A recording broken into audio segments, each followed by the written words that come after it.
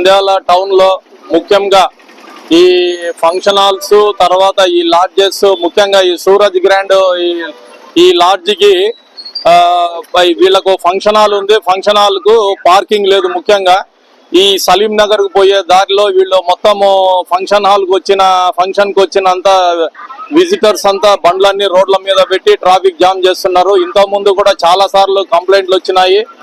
అక్కడ సలీం నగర్ కు పోయే పబ్లిక్ అంతా పార్కింగ్ చేయడం వలన ట్రాఫిక్ ఇబ్బంది అవుతుందని చాలా సార్లు చెప్పాము వాళ్లకు.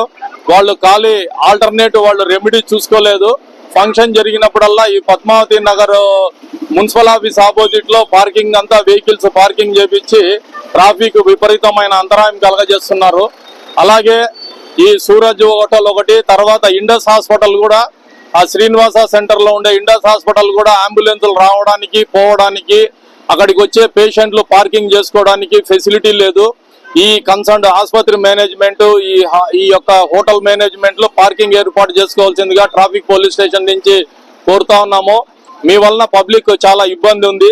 ముఖ్యంగా మున్సిపల్ కమిషనర్ గారు కూడా నేను కోరేది ఏమంటే వీళ్ళ యొక్క ఎన్ఓసి రివైజ్ చేసి వీళ్లకు పార్కింగ్ ఏర్పాటు చేసుకునేంత వరకు వాళ్లకు ప్రెజర్ చేసి వాళ్ళకు పార్కింగ్ ఏర్పాటు చేసుకోవాల్సిందిగా చెప్తున్నాము. అది ట్రాఫిక్ పోలీస్ తరఫు నుంచి సూచిస్తా ఉన్నాము.